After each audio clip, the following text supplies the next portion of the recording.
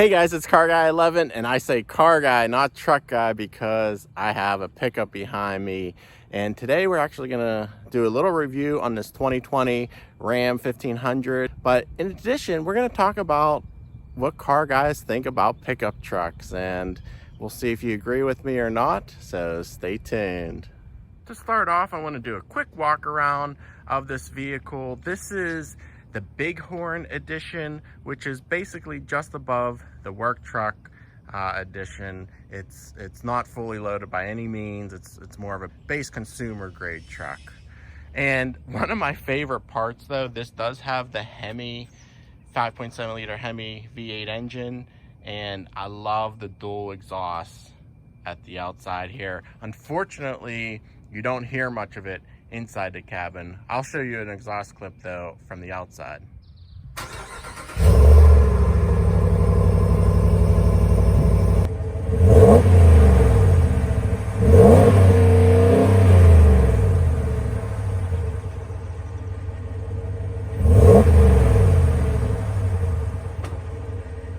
But this truck does have a lot of chrome on it. In fact, the chrome wheels, 20-inch wheels, are an option on this truck. And chrome touches here and there, and especially in the front grille here and bumpers. But like I said, this can all be optioned out to get body color trim or black trim, depending on the trim level. But overall, I think the Ram is a very handsome looking truck. And this is the quad cab, of course, but you still got a nice size pickup bed in the back. This has a regular tailgate, not a soft close or open feature. I don't know if it bothers anybody else, but I'm so glad Ram positioned the shark fin antenna in the rear symmetrically, unlike GM and Ford. But the rear definitely gives you some interior storage, cup holders and stuff, and then this also raises up and you can store stuff on the floor. Some taller items. Plus it has air vents and a little storage bin in the back. Also, it has the power open and closing rear window with power defrosters. There's decent room in the back, good headroom, and knee room's just about enough, me sitting behind myself. All right, so just to finish up on the interior, the layout is very nice. It's almost car-like. Ram does a good job with this, and the gauges are really clear. Has a nice digital portion in the center. Again, this is not the fully loaded model. This is pretty much on the lower end. The only thing I don't like is the RPM gauge starts at like the 10 o'clock position, so when it revs out, it looks like it's almost that red line, and in the corner of my eye I'm seeing, I'm like, what the hell's going on? But yeah, the positioning of the dial could be better. Just a small complaint I have. But you also got your gear indicator. It tells you what gear you're in. The 8-speed auto's pretty smooth.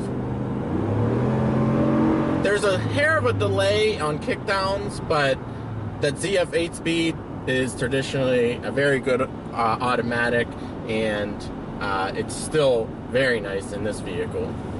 But it does have the 8.4-inch screen Uconnect with CarPlay and Android Auto. Plenty of storage space. Has 2 glove boxes, an upper and a lower. Also plenty of door storage, and it even has a bin under the climate controls where you could slide in and out for additional storage. Now this is the bench seat, and the center portion is folded down right now, but you get cup holders, more storage, and an opening bin as well. So of course, this is a huge vehicle, tons of storage, great layout. Now, because it is the lower end trims, this is all hard plastic, except for the top of the doors is slightly soft, but everything else is the harder plastic. But it is very quiet in here, and that's one thing. If it almost is luxury car quiet. In fact, I wish it was a little louder with the exhaust to hear that glorious V8, Hemi V8. The Hemi has 395 horsepower and 410 pound-feet of torque, which is pretty good with this vehicle. It does have the 391 gear ratio, which probably contributes to the lower fuel economy I'm getting. That's an optional ratio. We'll do a start from the stop sign. Now the roads are damp, and this is going to show one of the glaring faults of this vehicle. It does not have a limited slip rear end.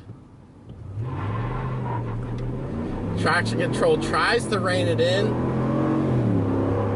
but has a hard time. It still spins even with traction control. It would be advised to get that anti-spin rear differential, or there's a locker as well, and I'm assuming that can be activated at low speeds. I'm not exactly sure the operation parameters.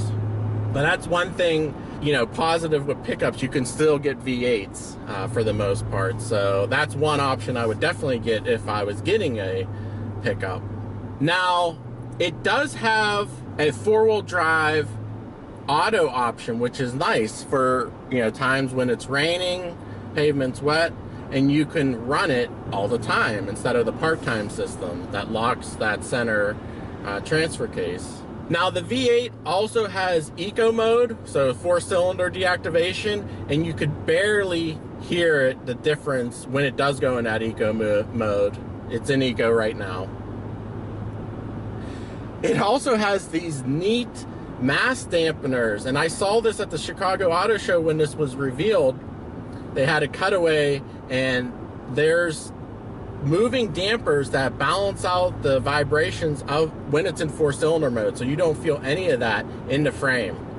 But the ride is extremely smooth with the 4-corner coil suspension. It does feel like a luxury car ride, except there is one caveat to that. This is still a pickup truck, and this goes for any pickup.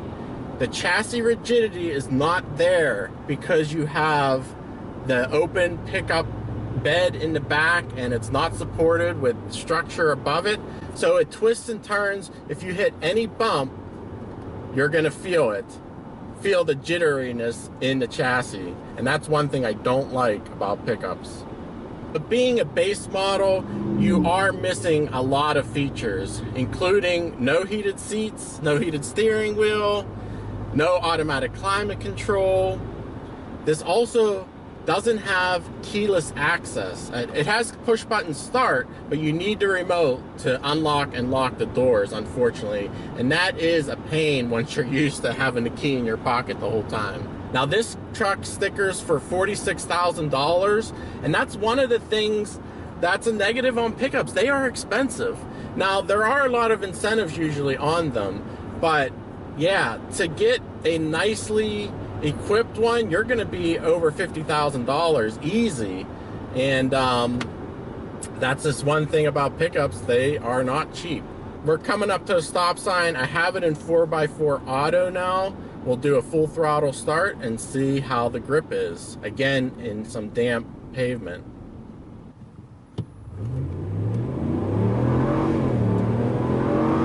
Yeah, no problem. And that V8 has ton of torque. It has ton of torque off the line. It lows around usually under 2,000 RPM, but then when you wind it out, it still has top end. So I really like this engine. It has ton of power throughout the whole power band. The only downfall is the fuel economy. I'm getting only around 13 miles per gallon, and that's with the eco mode. Also, I believe you have to run mid-grade 89 octane is recommended in this as well. But I haven't done highway driving. Sure, it can get a little better doing that, but just around town mainly, not so good. But again, that's with just about any pickup. This weighs a ton. You can get a diesel option though, which should help out.